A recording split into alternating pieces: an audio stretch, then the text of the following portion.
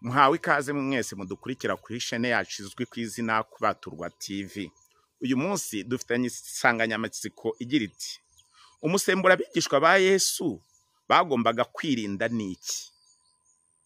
Kugira ngo twumve icyo Yesu yashaka kuvuga, tugiye guhurira hamwe mu ivanjiri yanditswe na Luka igice cya 12 umurongo wa mbere. Hagira hati: murabe maso mwirinde umusemburo w'abafarisayo ari wo buryarya.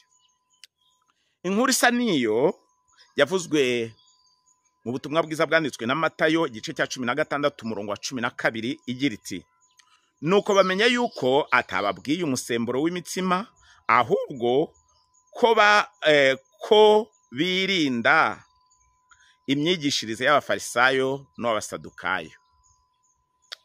Hari igihe ijambo umusemburo rikoreshwa muri Bibiliya ryerekeza ku kintu cyangiza. Yumvikana neza ko igihe Yesu yabonaga inyigisho z'abafarisayo n'abasadukayo, yabonye neza ko zari izo kwangiza gusa. Reka turebere hamwe mu byabarangaga, ndavuga abafarisayo n'abasadukayo.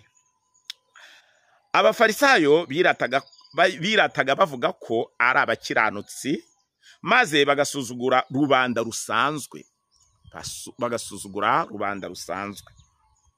Muri Luka igice cyaho cya 18 umurongo wa 11 kugera 13 dusoma ngo: umufarisayo arahagarara asenga mu mutima we ati: Mana, ndagushimiye yuko ntameze nk'abandi b'abanyazi n'abakiranirwa n'abasambanyi cyangwa ndetse n'uyu mukoresha w'ikoro. Mu minsi 7 hose niyiriza ubusa 2, ntanga 1/10 mu byo ntunze byose. Naho uwo mukoresha w'ikoro ahagarara kure, ntiyahangara no kureba amaso ngo arebe mu ijuru, ahubwo yikubita mu gituza ati: Mana, mbabarira kuko ndi umunyabyaha.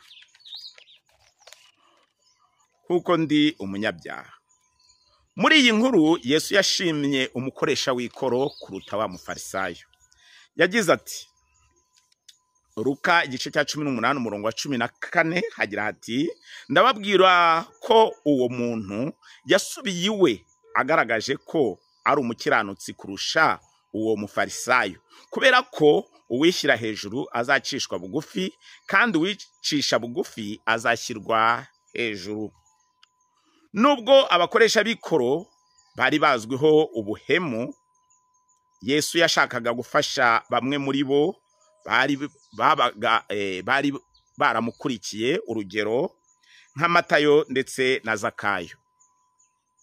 Abo bari bafite umutima umenetse kandi bakurikiraga Yesu nta buryarya.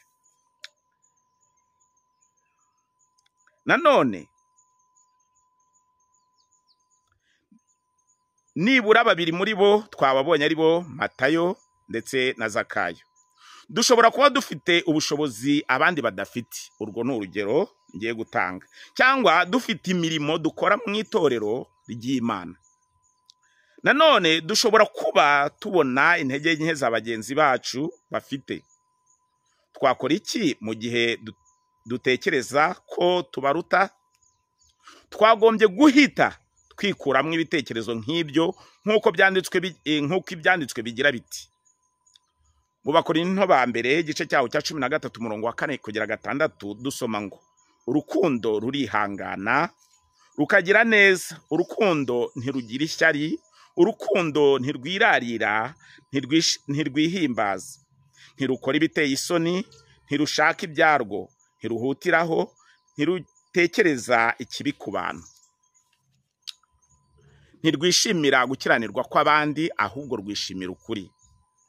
Yumvikana ko umukristo cyangwa se uwakurikiye Yesu nk'umwami n'umukiza we yakagombye kurangwa n'izi mbuto zigenga abamukurikiye batanamuka, cyangwa se babikora mu buryo bujyaniranye, bigana shebuja ari we Yesu Kristo.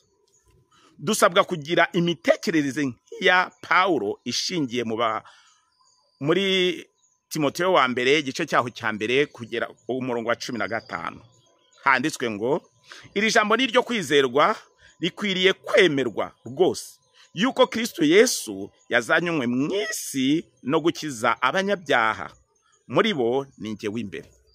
Ayo ni amagambo Paulo yavuze, nawe wakagombye kuba ufataho icyitegererezo. Abafarisayo bakoraga ibikorwa byiza bagamije kwemeza abantu babaga babareba, ndetse baharaniraga kuvuga cyangwa se baharaniraga guhabwa amazina y'icyubahiro no kugira imyanya ikomeye muri rubanda. Yesu amaze gutahura neza imitekerereze yabo, yatanze umuburo ku bijyaniranye n'ubw'uburyo yababonaga kugira ngo abashe kubahuza n'Imana. Mu butumwa bwiza bwanditswe na Matayo igice cya 23 umurongo wa 5 kugera 7 dusoma ngo ahubwo imirimo yabo yose bayikorera kugira ngo abantu babarebe, n'impapuro bambara zanditsweho amagambo y'Imana bazagura bakongera inshunda z'imyenda yabo, kandi bakunda imyanya y'abakuru mu birori n'intebe z'ibyubahiro mu masinagogi no kuramukirizwa mu maguriro no kwitwa n'abantu rabi cyangwa se umwigisha. Reka turebere hamwe itandukaniro ryari hagati y'imyifatire y'abafarisayo n'abasadukayo ndetse n'iya Yesu. Nubwo Yesu yari umwana w'Imana utunganye, yicishaga bugufi. Urugero, mu butumwa bwiza bwanditswe na Mariko igice cyaho cya 10 umurongo wa 18 hari igihe umwe umugabo umwe yigize kumwita mwiza. Yaramushubije ati unyitira iki mwiza? Nta mwiza n'umwe ubaho keretse Imana yonyine. Yumvikana ko Yesu atigeze yikoma mu gatuza cyangwa se yigamba ko ari igihangange, ahubwo yagaragazaga ko se ari we ushobora byose. Ikindi gihe Yesu yagerageje kugaragaza umuco utazibagirana ku isi, nanone ukorwa n'abakristo, wo koza bagenzi babo ibirenge. Bityo abaha icyitegererezo mu kwicisha bugufi. Urabisanga mu butumwa bwiza bwanditswe na Yohana igice cyaho cya 13 umurongo wa 1 kugera 15. Abakristo bigana shebuja wabo ari we Yesu Kristo, cyangwa se wacu ari we Yesu Kristo, dufasha bagenzi bacu mu kwigana Yesu kubw'uwo muco cyangwa se kubw'uwo mudendezo twahawe wo gufata abandi bacu, wo gufasha abagenzi bacu nkuko natwe twumva ko icyiza cyakagombye kutugeraho cyakagombye kugera no ku bandi. Mu Bagalati igice cya 5 umurongo wa 13 niho hagaragaza iyo nyandiko. Nyuma abafarisayo bari bafite amategeko yabo, amategeko n'imigenzo by'abafarisayo byatumaga amategeko aremerera abantu rubanda rusanzwe. None si byanditswe bivuga ko amategeko 10 abafarisayo bari bafite nabo inyongera ngo yabafashaga kugira ngo ifashe ababategaga amatwi kumva bisanga ku Mana mu rugero runaka. Ibyo tubisanga mu butumwa bwiza bwanditswe na Matayo igice cya 5 umurongo wa 17 na 18 ubwo Yesu we yagize ati mwitekereza ko naje gukuraho amategeko cyangwa ibyahanuwe. Sinaje kubikuraho, ahubwo naje kubisohoza. Kandi ndababwira ukuri yuko ijuru n'isi kugeza aho bizashirira amategeko atazavaho inyuguti imwe cyangwa agace gato kayo gato, kugeza aho byose bizarangirira. Abafarisayo bo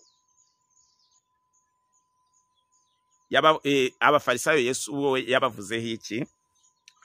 Mu butumwa bwiza bwanditswe na Matayo igice cyaho cya 23 umurongo wa 23 yagize ati mwebwe banditsi n'abafarisayo mwandyarya mwe, muzabona ishyano kuko mutanga 1/10 cy'isogi na anisi na kumino, mukirengagiza amagambo yanjye akomeye yo mu mategeko, ariyo kutabera n'imbabazi no kwizera. Ibyo mukwiriye kubikora na bya bindi ntimubireke. Bivuga iki rero?